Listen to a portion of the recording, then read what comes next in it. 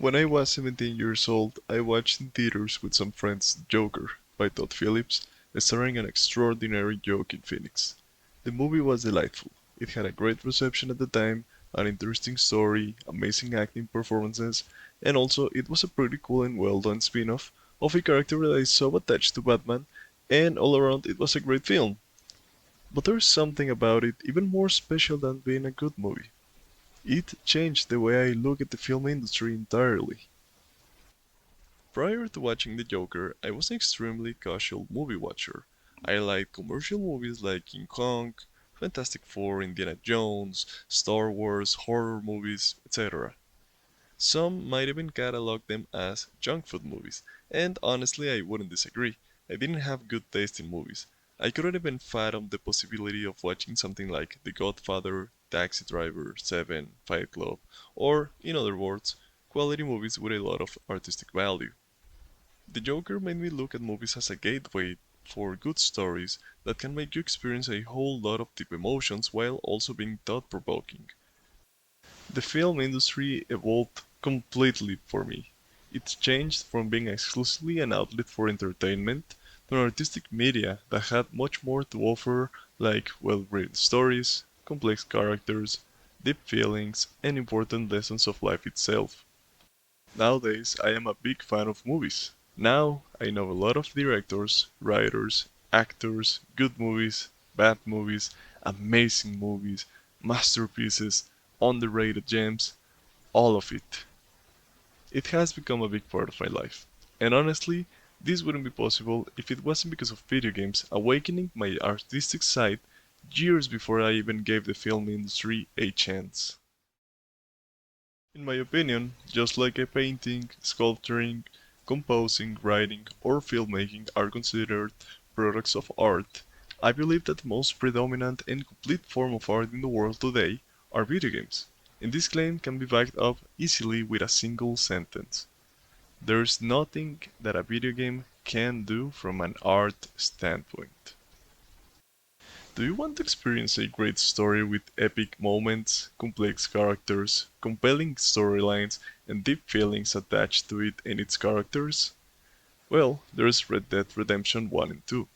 These are one of the greatest stories ever told, with protagonists so compelling, likable, and relatable that we don't have an alternative other than to let them into our hearts and minds while we accompany them in their journey full of violence, despair, beauty, family, and obviously, redemption.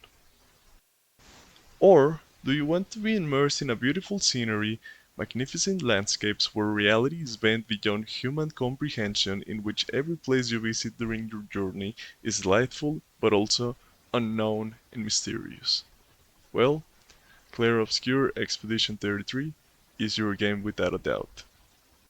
What I'm trying to communicate with all of this is that the greatest art form of this modern era will be video games, and I believe they are pretty underrated as of now. Why does a media form which not only is extremely entertaining and profitable, but also unique in the way that it can be utilized to combine almost all the other type of arts is so underrated? Why are we not watching pretentious artist critics praising and analyzing video games as the ultimate art form? I gotta be honest with you all, I don't really know. Maybe it's because they are not seen as a serious art form or as a proper medium to promote art. Maybe it's because of the excess of junk food video games that exist like FIFA, COD, Battlefield, Clash Royale, and many more which are made exclusively for entertaining purposes and to capitalize on the most profitable industry worldwide. To find the answers to all these doubts, I had to start researching opinions from many opponents against the artistic value of video games. That's when I stumbled upon Robert Everett's declarations in his article published back in 2012 titled Video Games Can Never Be Art. I think this is exactly what I was looking for. Straight declarations from an art critic that had an opposite opinion on the topic. So, I began reading, and honestly, I am impressed by how compelling his opinion is. I don't think he's right, but he's definitely not wrong. In Robert Everett's article, he explains that video games will never be art, or at least we gamers won't live enough to actually presence the evolution of gaming as a true complete art form in the medium. So, it will be compared with poets, singers, filmmakers, painters, or writers. In one instance, he says, and I quote, "One obvious difference between art and games is that you can win a game. It has rules, points, objectives, and an outcome. Santiago might cite an immersive game without points or rules, but I will say then it ceases to be a game and becomes a representation of a story, a novel, a play, dance, a film. Those are things you cannot win. You can only experience them." I personally discern from that take. Even if you can win a game, it doesn't subtract from the fact that it has an artistic value. There are games where winning is a key factor of the message that is trying to get across to the player. The fact that a video game are interactive with the user doesn't make it less of an art form, it's actually the contrary. Video games can use interaction to its advantage, to immerse the players in experiences that they couldn't get from any other place. What I recollect from this article is that the gaming industry is too young. It could develop into an art form in the future with enough time and representatives that strive to make it reach the heights of Leonardo da Vinci, Mozart, Beethoven, Edgar Allan Poe, etc. I do think that the lack of Robert Eggers' experience in the gaming industry might tarnish his opinions of video games as a whole, and also as a platform for art in the present. But I do agree with him with the fact that we are many years away from being acknowledged worldwide as a well-established art form. Nobody compares Outer Wilds, which is a great game, with a Cormac McCarthy book. Both can make you experience unforgettable moments, but most likely everybody would consider Cormac McCarthy's book as a greater art media product than Outer Wilds. Gaming doesn't have the renown nor reputation to compete with big artists, but I don't think we're that far away from reaching it, like Robert stated in his article. So, after reading Rogers' claims, I think he missed out something that is key. Maybe he didn't think about it back when he made his article, but you tell me, how are video games not art if they can awake a person's artistic side? Why can video games resonate with certain people to the extent of making them invested in art if they are not an art form by themselves? That's why I want to tell my story. How from a young age I was shaped by video games and eventually converted in the person that I am today. Back when I was a child, playing video games was nothing more than a hobby. It was fun, and it helped me unconsciously in ways like developing problem solving skills, helping with social connection, making more friends, even with good academic performance. This is because my parents used to tell me that they wouldn't buy me any games if I didn't perform well in classes. So, you know what? I've always been the best at my classes to the point that it evolved into its own thing, which is being smart, responsible, and dedicated to my education. There are many ways in which video games can affect your life, both good and bad. It is all about how you approach gaming. For me, it has brought happy moments, many friends, and unforgettable experiences. Like I said before with the film industry, I only consumed junk food movies. And when I was a kid, I consumed only junk food games. But then I started to find glimpses of something else. There were games here and there that made me feel, think, and even love. Gaming started to become something bigger than just merely entertainment for me, and it started to become something else. I grew up in an era where indie games weren't as popular as today. So, even if something beautiful as Undertale existed, how does a 13-year-old boy will know about its existence? Or, why would I look it up when Call of Duty and GTA are the most played games? I mean, they were certainly the only games that my friends played, so I was never in contact with different experiences in gaming other than the big commercial AAA games. With all this in mind, my artistic view on video games started late in my life. It started with little moments like, for example, Gears of War 2 and 3. Moments like Maria's death and Dom's sacrifice made me experience something bigger in a game. It wasn't a game anymore, it was a story about the human will to survive, because humans, no matter the odds, will always fight together to achieve freedom, greatness, and peace. But the journey will never be easy. The story of Dom in a game with such a horrific scenario presents so much depth that there can't be any other reaction from the player other than feeling what Dom is feeling, empathizing with his situation and his tragedy. We, as Dom, know what it feels to lose a loved one. We know the feeling of being alone, the feeling of not knowing how to get back up when everything is dire and soul crushingly depressing. Even me, as an 8-year-old at the time, I could grasp and understand to a certain degree the weight of his pain and empathize with him. That's why years later, when Gears of War 3 came around and I experienced the death of Dom, it broke my heart. Now, I see his sacrifice as an escape from a sad reality in which he had nothing left to fight for other than his friends, which he died saving. This was a really sad conclusion for a beloved character that has suffered so much throughout the story. Before this moment, I had never felt this type of void in my heart. I felt empty in the inside. This was one of my first experiences with losing a loved one. Dom had been my partner for years, and now he was gone. I was still young, but I started to mature much faster thanks to all these experiences that allowed me to feel and think. Think about what Dom felt, feel his pain, and also feel Marcus's pain and grief after watching his best friend die. Gears of War is not an extremely deep game. It is a great shooter with really fun gameplay, an interesting story, and a lot of likable and memorable characters. But this saga has its moments in which it transcends being a commercial product to become an art form that can evoke feelings and provoke thoughts in the players. Gears of War didn't open my eyes fully so that I could see gaming as an art form, but it definitely put me on the right path to doing so. It wasn't until many years later that I finally experienced a game that made me change my perspective entirely. That game was Red Dead Redemption 2. In 2018, when I was 16 years old, Red Dead Redemption 2 came out. I was a big fan of the first game back when I played it as a child, so obviously I couldn't wait to play the next iteration of the series. I was ready to hunt animals, fight the law and outlaws, and many more adventures. Nonetheless, there was something else that I didn't see coming. An experience that will blow my mind and that will change the way I approach gaming as a whole. Arthur Morgan's story, to this day, is one of my favorite iterations of redemption. Such a broken, mean, and even sometimes evil character that changes his whole motivation and actions, becoming a human being that even if he was flawed, he can be loved and rooted for.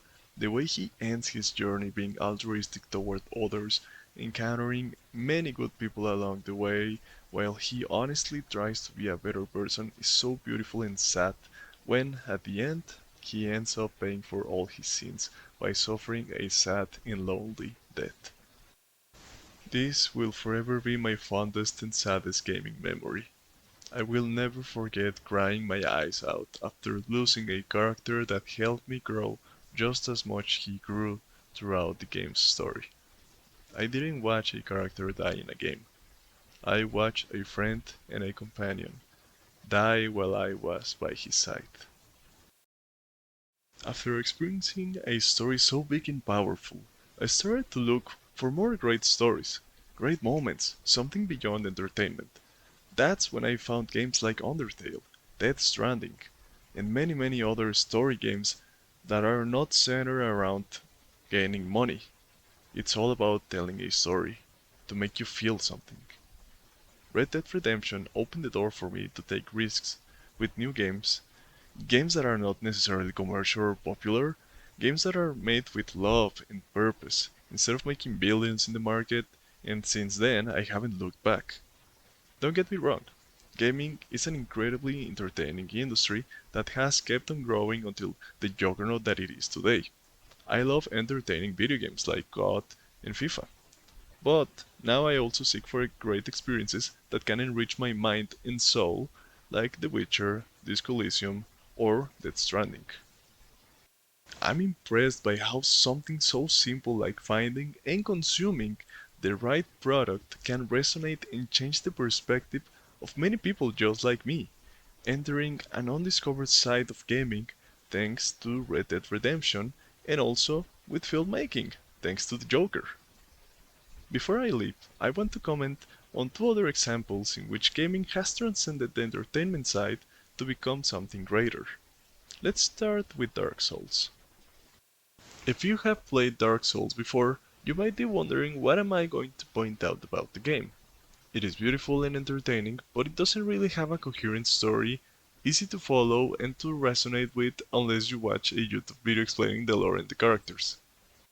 So, if that's the case, then what is the element that makes it an amazing work of art? Well, the answer is the purpose of the game itself. The game is hard. Really, really hard. That has been its whole reputation forever, but that's what also makes it special. It is a beautiful representation of adversity, persistence, patience, and continuous improvement. The game challenges you with every enemy, every boss, every step in your journey you're in disadvantage, fighting against grieving souls, cruel enemies, monsters, and even gods.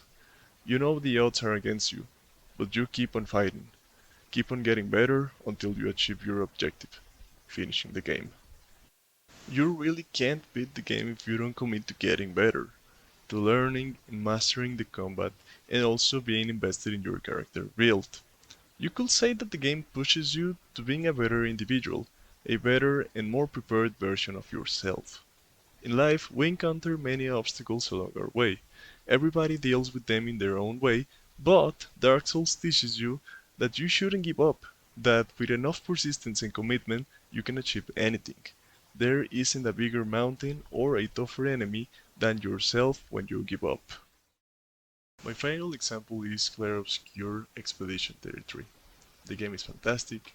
It is a really beautiful looking game that introduces a new creative way to play a turn-based RPG involving dodges, parries, and many more mechanics that end up with a great entertaining product. But that's not its biggest strength. It is the story of the game and its meaning. I will be speaking about many story elements of the game, so if you haven't played Expedition 33, please stop listening and leave a great experience with the game. The game's story can be confusing if you don't pay close attention to many small details throughout the story, but I want to jump straight to the important section that I want to talk about, and that's its closure. After beating the Paintress in the Act 2, we discover that Mael is actually Alicia, daughter of the Paintress, in the real world. So, for two whole acts of the game, we have been living in a simulation. Nothing is real. We are inside a canvas made by Verso before dying in an attempt to rescue his sister Alicia from the Riders. The paintress, which her name is Aline, entered the canvas of his son to paint a version of Verso and her whole family so that she could escape grieving him in real life. Then Benoit, his husband, enters the canvas and goes after Aline to bring her back to reality and to stop her from staying too long inside the canvas because it is dangerous. Clea, who is Renoir and Aline's daughter, and also Alicia and Verso's sister, asks Alicia to enter the canvas and help Renoir to bring her mother back. That's the moment when the game starts, with Alicia entering the canvas and becoming Mael by accident because she lost all her memories after Aline painted over Alicia.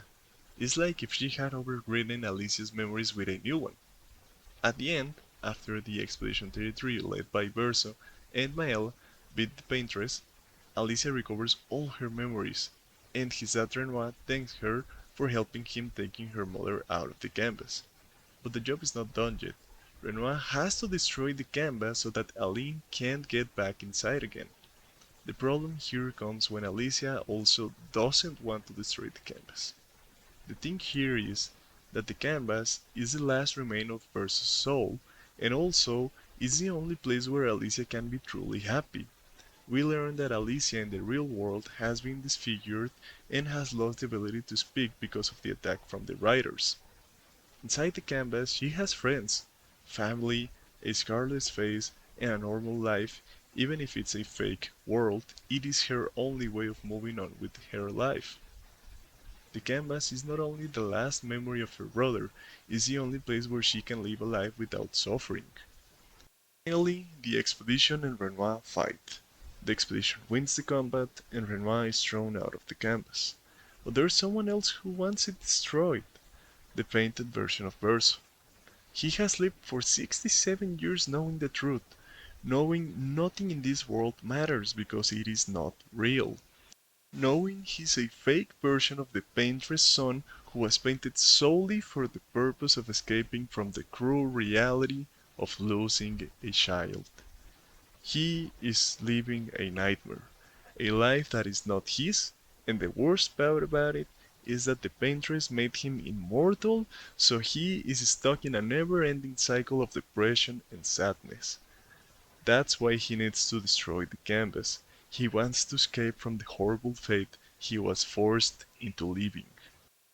In this moment, the game gives you two choices. Take Mael's side and accomplish her objective of living for as long as possible inside the canvas with her new family and friends, and never ever come back to the real world to deal with the pain of losing her brother and to move on even without a normal life. Or you can choose versus side, in which everything will be destroyed. Everything at all. Lumiere, the members of Expedition 33, and all the friends and allies that you made along your journey. There is no in between, only two extremes of the same coin. What would you choose? I chose versus side. I think that what Mael is doing is wrong. She's trying to escape reality, so the canvas ends up becoming an analogy to humans' grieving process. It is human to grieve and to be sad when you lose a loved one, but your life needs to move on. You need to come back and front the cruel reality we live in. Many people drown in vices like drugs or alcohol as a way to escape from their problems, just like Mael is doing so with the canvas, to avoid moving on the real life. That's the reason I chose Versus side, not only because I didn't want Versus to keep suffering, but also because it was the only way I could help Mael to move on with her life outside the canvas. That's the only way she will be able to grieve her brother, heal, and continue living like we all do.